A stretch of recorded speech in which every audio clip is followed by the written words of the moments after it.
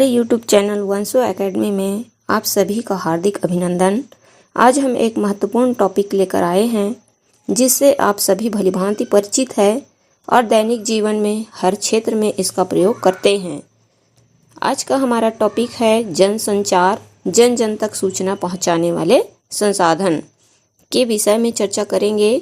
इसमें हम मीडिया की भाषा, मीडिया के प्रमुख माध्यम पर विस्तार से चर्चा करेंगे। आपको संदेश संप्रेषण के विभिन्न माध्यमों से अवगत कराएंगे कि आज मीडिया कितना सशक्त माध्यम है संदेश संप्रेषण का, और वीडियो को अंत तक जरूर देखें। आइए चर्चा शुरू करते हैं। मीडिया की भाषा। मीडिया मतलब होता है जनसंचार, जिसके माध्यम से हम संदेशों का आदान प्रदान करते हैं।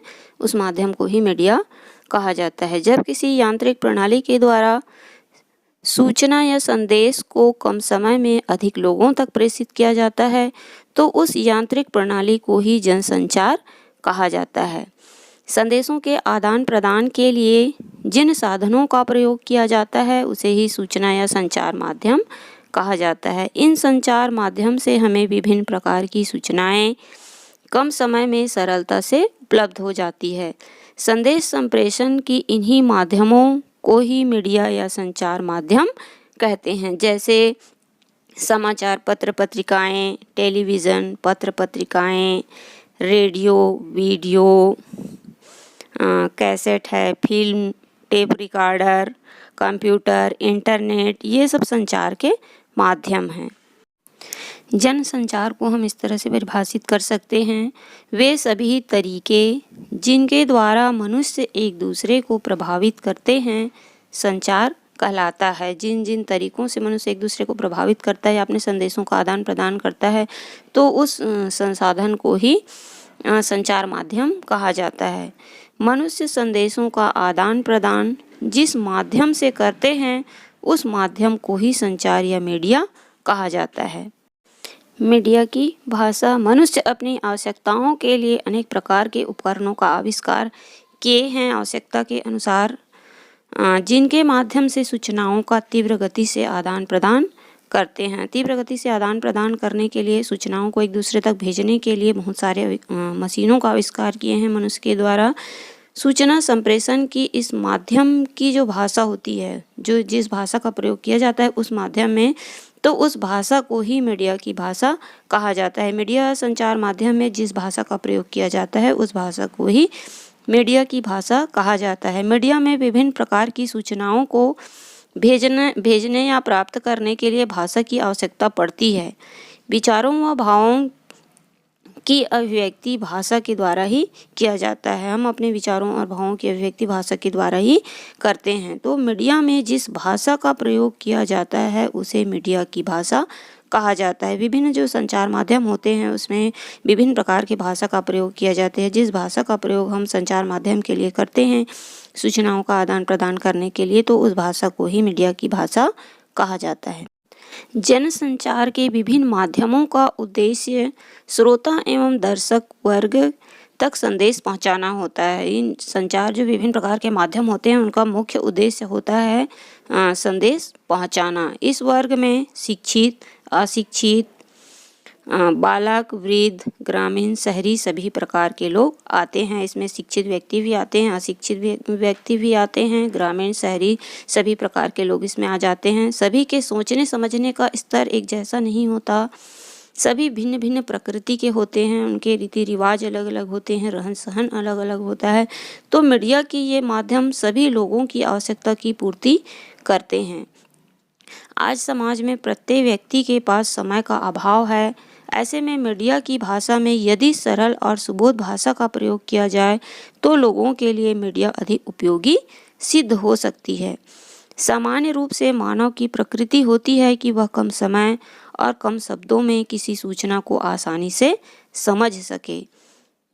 दृश्य और श्रव्य माध्यम मानव की प्रकृति से अलग नहीं है। दृश्य और श्रव्य, दृश्य मतलब देखकर जिन संसाधनों से हम सूचना प्राप्त करते हैं उसे दृश्य संसाधन कहा जाता है। और श्रव्य, श्रव्य मतलब होता है सुनना, सुनकर जिन माध्यमों से हम सूचना प्राप्त करते हैं उसे श्रव्य माध्यम कहा जाता है। तो दृश्य और श्रव्य भी मानव की प्रकृति से अलग नहीं है। श्रव्य माध्यम के द्वारा सुना गया शब्द कुछ ही पल के लिए होता है, कुछ समय पश्चात वह अदृश्य हो जाते हैं, क्योंकि सुनी हुई बात ज़्यादा देर तक ध्यान में नहीं रहता।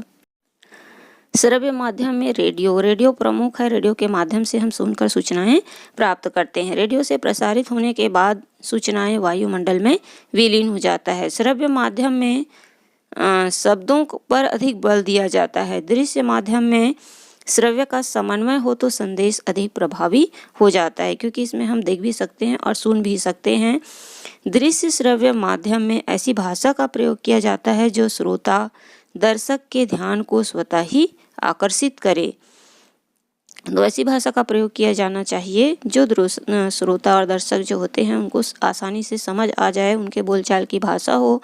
दृश्य श्रव्य माध्यम ने जनजीवन के जीवन शैली को अत्यंत ही प्रभावित किया है। दृश्य श्रव्य माध्यम से हम आसानी से सूचनाओं को समझ सकते हैं, देख सकते हैं और अधिक समय तक हमारे मस्तिष्क में विद्यमान रहती है सूचनाएं। जनसंचार के प्रमुख माध्यम में है प्रिंट मीडिया और इलेक्ट्रॉनिक मीडिया। प्रिंट मीडिया और इलेक्ट्रॉनिक मीडिया दो प्रकार के जनसंचार माध्यम को समझेंगे। प्रिंट मीडिया को चतुर्थ स्तंभ भी कहा जाता है। प्रिंट मीडिया समाचार प्रेषण एवं प्राप्ति का परंपरागत साधन है। परंपरागत साधन मतलब ऐसा साधन जो हमेशा हमको मिल जाता है आसानी से। प्रिंट मीडिया मतलब प्रिंट किया हुआ इसके अंतर्गत आते हैं समाचार पत्र पत्रिकाएं।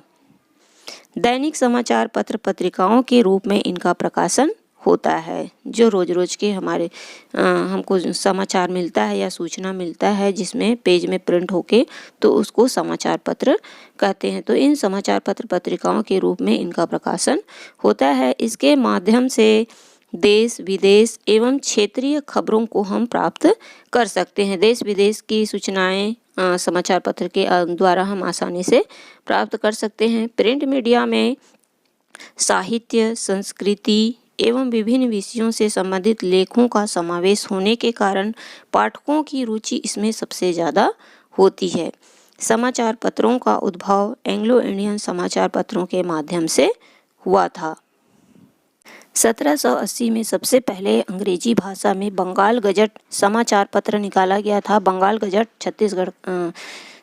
गजट सबसे पहला समाचार पत्र था जिसका प्रकाशन 1780 में हुआ था। 1926 को प्रथम साप्ताहिक पत्र उदन मार्तंड का प्रकाशन हुआ था। उदन मार्तंड एक प्रकार का साप्ताहिक समाचार पत्र था जो सप्ताह में एक बार प्रकाशित होता था और 1926 में इसका प्रकाशन आरंभ हुआ। 1926 में उदन मार्तंड सबसे पहला समाचार पत्र था, साप्ताहिक समाचार पत्र जो सप्ताह में एक ही बार प्रकाशित होता था। वर्तमान युग में प्रेस का महत्वपूर्ण स्थान है। आज प्रेस, विज्ञापन, समाचार पत्रों के द्वारा ही हम घर बैठे ही विश्व की प्रत्येक घटना के विषय में विस्तार से जान सकते हैं। घर बैठे ही हम विश्व में जो भी घटित हो रहा है घटनाएं उसको आसानी से प्राप्त कर सकते हैं, पढ़ सकते हैं। मुद्रण प्रणाली को सुरक्षित रखा जाता है। आवश्यकता के अनुसार रचनाओं को बार बार लिखना पड़ता था। सब पहले क्या होता था, रचना को बार बार लिखना पड़ता था और भोजपत्र में लिखना पड़ता था, क्योंकि उस समय पेपर नहीं था तो भोजपत्र में लिखना पड़ता था और एक ही रचना को बार बार लिखना पड़ता था जिसमें समय और श्रम दोनों अधिक लगता था। कागज के आविष्कार के पूर्व ही रचनाओं एवं कृतियों को भोजपत्रों पर लिखा जाता था। मुद्रण के आविष्कार ने इस प्रकार कई प्रतियां बनाने की प्रक्रिया को पूर्णतः बदल दिया। कई बार लिखना पड़ता था एक ही प्रति को, तो मुद्रण के आविष्कार ने इस प्रकार की जो प्रतियां कई बार लिखने की होती थी उसको पूर्णतः बदल दिया है। आज के समय में इस प्रक्रिया में क्रांतिकारी परिवर्तन आ चुका है। Offset machine, photocopy, composing, laser printing ने मुद्रण के क्षेत्र में गुणात्मक परिवर्तन ला दिया है। इसके माध्यम से हम कई पेज को प्रिंट कर सकते हैं, बहुत सारे पेपर को ऑफसेट मशीन के द्वारा, फोटोकॉपी के द्वारा फोटोकॉपी कर सकते हैं। और प्रिंटर के द्वारा प्रिंट आउट कर सकते हैं। तो एक ही पेज को हम कई बार प्रिंट कर सकते हैं। मुद्रण के कारण ही समाचार पत्रों का प्रकाशन आरंभ हुआ। आधुनिक साधनों के माध्यम से दूसरे नगरों में भी समाचार पत्र पहुंचने लगा है। इस प्रकार समाचार पत्रों से लोगों को आसानी से सूचनाएं प्राप्त होने लगी है। बहुत ही आसानी से हम समाचार पत्र के माध्यम से सूचना प्राप्त कर सकते हैं।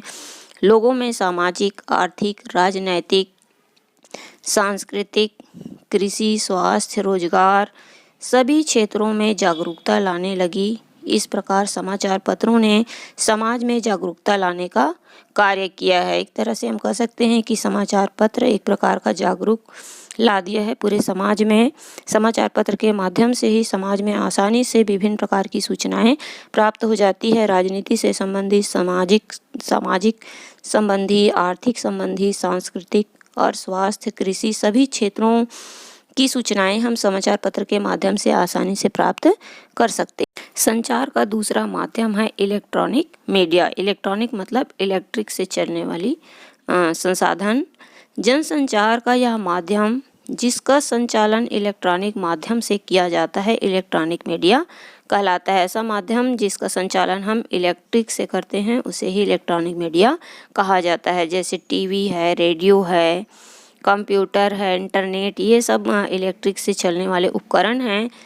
और वर्तमान युग में प्रिंट मीडिया से अधिक इलेक्ट्रॉनिक मीडिया ने तीव्र गति से विकास किया है, क्योंकि प्रिंट मीडिया की अपेक्षा इलेक्ट्रॉनिक अधिक तीव्र गति से और कम समय में हम सूचना को प्राप्त कर सकते हैं। इन माध्यमों से रेडियो जनसंचार का एक सशक्त माध्यम है। रेडियो एक श्रव्य संसाधन है जो जनसंचार का बहुत ही सशक्त माध्यम है। अनपढ़, निर्धन, नेत्रहीन के लिए रेडियो किसी वरदान से कम नहीं है। जो अनपढ़ होते हैं, पढ़ नहीं सकते हैं समाचार पत्र पत्रिकाओं को, तो उनके लिए रेडियो सूचना संप्रेषण का एक प्रभावी माध्यम है। और निर्धन व्यक्ति जो न्यूज़पेपर नहीं खरीद सकते उनके लिए रेडियो सबसे आसान है संचार माध्यम के रूप में। नेत्रहीन, जिसके नेत्र नहीं हैं, उनको सुनकर सूचनाएं प्रदान किया जा सकता है। सुनाकर मतलब रेडियो की सहायता से उनको हम सूचना उपलब्ध करा सकते हैं। इसके लिए रेडियो किसी वरदान से कम नहीं है। कला, साहित्य, संस्कृति को लोगों तक पहुंचाने में रेडियो महत्वपूर्ण भूमिका निभाई है। हर क्षेत्र में रेडियो की भूमिका महत्वपूर्ण है। रेडियो के आकाशवाणी, विविध भारती लोकप्रियता ने रेडियो को घर घर पहुंचाया है। रेडियो से प्रसारित होने वाले जो आकाशवाणी है और विविध भारती है, ये सब रेडियो को घर घर पहुंचा दिया है। रेडियो में प्रसारित होने वाले कार्यक्रम है ये आकाशवाणी और विविध भारती चैनल है एक प्रकार का, जिसके माध्यम से सूचनाओं को लोगों तक पहुंचाया जाता है। लघु नाटक, कहानी, कविता का प्रकाशन भी रेडियो के माध्यम से किया जाता है। महिलाओं, किसानों, विद्यार्थियों के लिए लोकगीतों, उपयोगी व मनोरंजक वार्ताओं का भी प्रकाशन किया जाता है। महिलाओं के लिए विभिन्न प्रकार के कार्यक्रम प्रसारित किया जाता है रेडियो में। किसानों के लिए उनके फसलों से रिलेटेड बहुत सारी सूचनाएं होती है। विद्यार्थियों के लिए कुछ ज्ञानवर्धक सूचनाएं भी रेडियो में प्रसारित किया जाता है। लोकगीत और मनोरंजन के लिए भी इसमें व्यवस्था है। लोकगीतों का भी प्रसारण होता है रेडियो के माध्यम से। और संगीत, भक्ति संगीत जैसे मनोरंजक प्रोग्रामों को भी प्रसारित किया जाता है रेडियो में।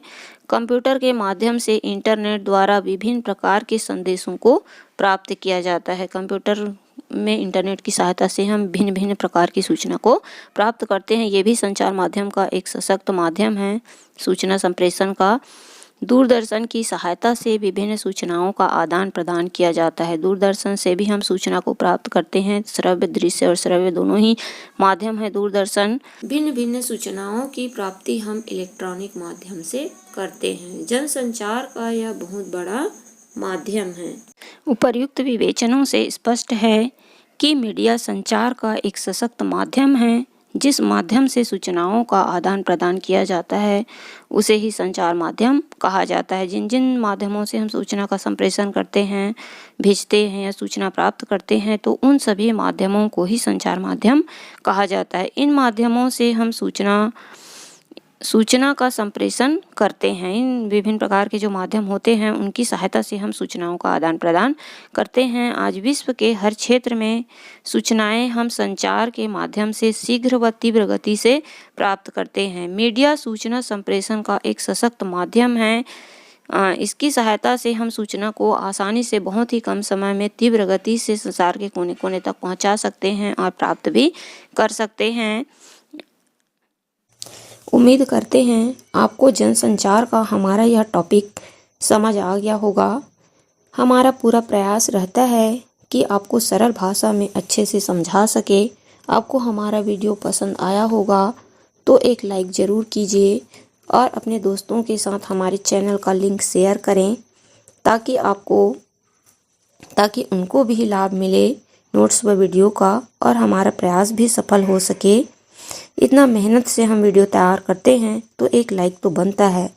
आप हमारे चैनल पर नए हैं तो सब्सक्राइब कर लें और बेल आइकन को ऑल पर सेलेक्ट कर लें ताकि आपको हमारा आने वाला सभी वीडियो का नोटिफिकेशन मिल सके।